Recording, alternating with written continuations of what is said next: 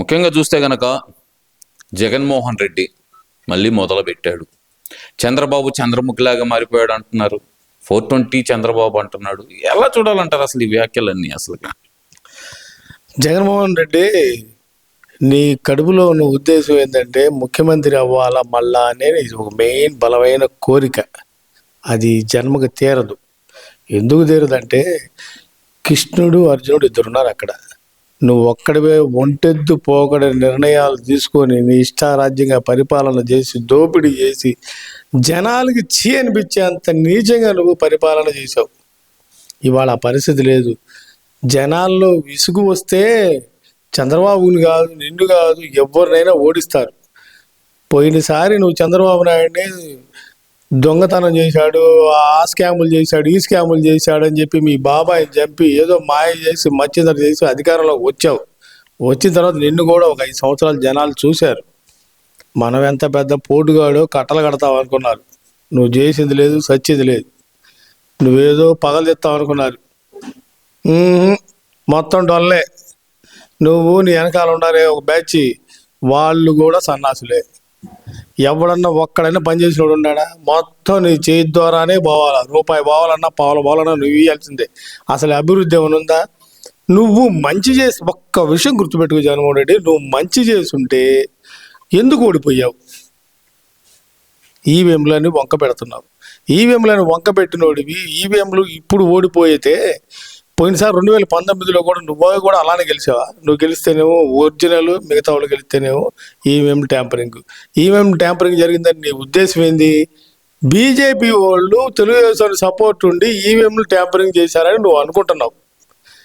2019లో కూడా నీకు అలానే చేయొచ్చుగా.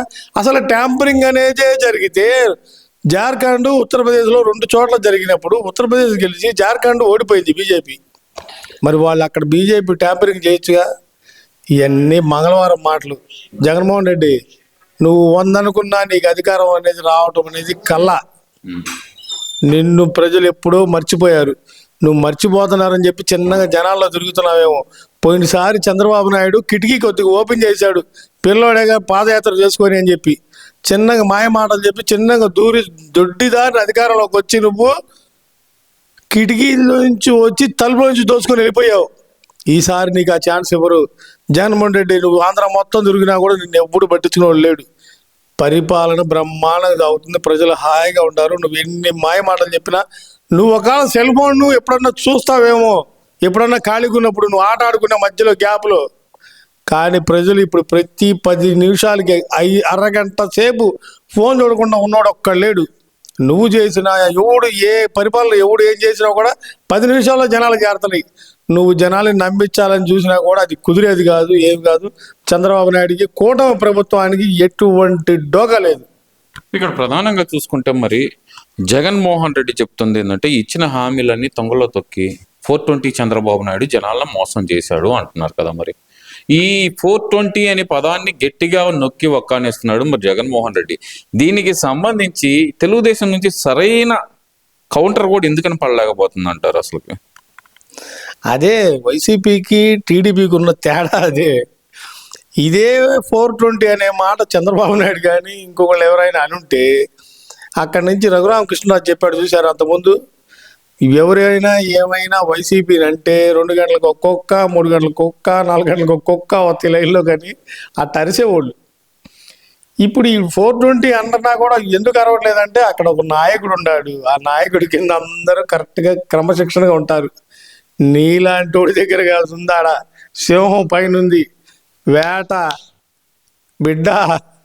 నీ నోటికి వచ్చినట్టు మాట్లాడి ఇప్పుడు మాట్లాడడానికి వీల్లేదు. ఆడ ఒక సిస్టమ్ ప్రకారం పోవాలా. నీ ముందు ఏదో నువ్వు కులానికి ఏ కులం వాడిని ఆ కులం చేత తిట్టిటో ఇట్లాంటి చిల్లర వేషాలు వేయటానికి ఆయన పైన ఉన్నది జగన్మోహన్ రెడ్డి కాదు, చంద్రబాబు నాయుడు. గుర్తుపెట్టుకో. మరి ఇక్కడ ఓవరాల్ గా చూస్తే కనుక జగన్మోహన్ రెడ్డి జనాల్లోకి వస్తుంటే నన్ను ఎక్కడ కనిపించినా నన్ను సీఎం అంటున్నారు, నన్నే ముఖ్యమంత్రిగా భావిస్తున్నారు ఇంకా అనే మాట అయితే వాడుతున్నాడు కదా. నిజంగానే ప్రజలు ఇంకా జగన్మోహన్ రెడ్డి ముఖ్యమంత్రిగా భావిస్తున్నారు అనుకోవాలంటారా? అసలు వాడిని ఎవడు భావిస్తాడు? వాడికి ఏమన్నా తలకాయ ఉందా? మహాభారతంలో అశ్వత్థామాత కుంజర అంటారు. ఆ కుంజర అనేది చిన్నగా మాట్లాడతాడు. అశ్వత్థామ అని మాట్లాడిన తర్వాత అట్లానే మాజీ సీఎం అంటే మాజీ అని పడతలే నీకు, సీఎం అని పడుతుంది. చెక్కలోడు చిరణాలకి వెళ్ళినట్టుంది జగన్మోహన్ రెడ్డి. ఆ మందులు సరిగ్గా వాడిసావు టయానికి, అప్పుడన్నా మైండ్ పనిచేసిద్దేమో, నువ్వు మారుతావు. నువ్వు సీఎం అనేది మాత్రం అసాధ్యం అబ్బా. నువ్వు తలకిందులు తపస్సు చేసినా, రజనీకాంత్ లాగా నువ్వు హిమాలయ ప్రదేశ్కి వెళ్ళి తపస్సు చేసినా కూడా నువ్వు గెలవు. ఇది పక్క. నువ్వు కాదు. అసలు నిన్ను ఎలా నమ్ముతారు జగన్ రెడ్డి? ఒక్కసారి నువ్వు ఆత్మవిమర్శ చేసుకో. ఒక 5 సంవత్సరాలు బాబాయిని చంపినందుకు విచారణ చేయలేకుండా ఒక అరెస్ట్ చేయడం చేతగాలైతే ఇంకెంతకన్నా వెదవాడు ఉంటాడా? ముఖ్యమంత్రిగా చేసిన స్థాయిలో వాడు కనీసం బాబాయిని చెప్పిన నీ సొంత గవర్నమెంటే నువ్వు ఎంక్వైరీ చేయలేకపోయావే. నువ్వు ఇంకేందా నువ్వు పరిపాలన చేసేది? సిపిఎస్ రద్దు అన్నావు. నీ దగ్గర పెద్ద శాంతాడంత ఎంత పొడుగుంది. ఈయన ఉంటే తెల్లారిందా చెబుతావు నువ్వు కథ. నీ సోదినేది ఆ వైసీపీలో ఉండే పిచ్చోళ్ళు తప్ప ఎవడండు. అది కూడా వాళ్ళు ఏదంటే పావులా బేడ డబ్బుల కోసం కక్కుర్తి పడేవాళ్ళు నువ్వు ఎదురుగా కూర్చోబెట్టి తెల్లారులు చెబుతావు. నీ మాటలు వినటానికి ఇక్కడ ఉన్నది ఆంధ్రప్రదేశ్లో పిచ్చోళ్ళు ఏం కాదు. ఎందుకు జగన్మోహన్ రెడ్డి పిచ్చి పగటి కళలు కంఠం మానుకో. నువ్వు సీఎం అవటం అనేది ఈ జన్మలో జరగదు. 28 నేనే సీఎం అంటున్నాడు. ఏ 28? 2028. ఆడే అసలు 2028 ఎట్టొస్తాడు అసలు? అయినా జమిలీ ఎలక్షన్ జరగాలన్నా కూడా కనీసం 5 సంవత్సరాలు ఉండిద్ది.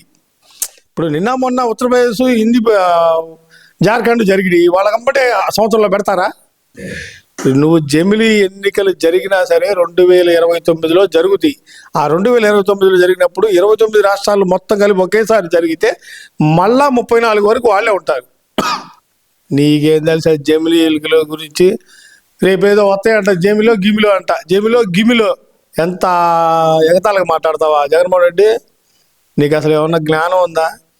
ఈయన నాకేదో ఇంత పెద్ద సేవలు చేశారు, నాకు సెలవు కప్పాలా, అవార్డులో బొవార్డులో ఇవ్వాలంటున్నావు. అవార్డులో బొవార్డులో ఏందా మాటలు? అసలు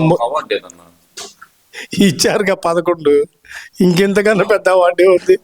11 కన్నా ఇంకెక్కువ ఇస్తారా? సరే ఈసారి ఇంకో తగ్గిద్దాం. 11 నీకు కలిసి రాలేదేమో, 9 ఇద్దాంలే. లేకపోతే నవరత్నాలకు 9 సరిపోతుంది. అసలు మొన్నే రావాల్సిన నవరత్నాలే. ఇక కర్మగాలి ఇంకో 2 ఎక్స్ట్రా వచ్చింది.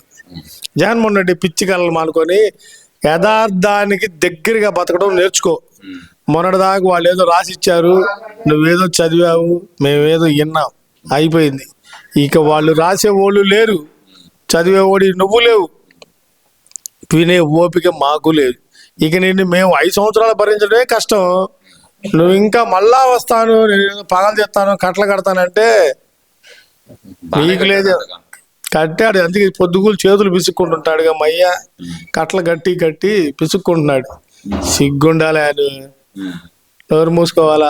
నిజానికి దగ్గరగా బతకండి. ఏదో యాక్షన్ చేసి ఏదో డబ్బులు ఇస్తారని బతకవాగండి. యథార్థాన్ని దగ్గరగా ఉండండి. నువ్వు అదిగో నాకు తెలిసి ఇది అసాధ్యం, సాధ్యం కాని మాటలు వేస్ట్, వృధా.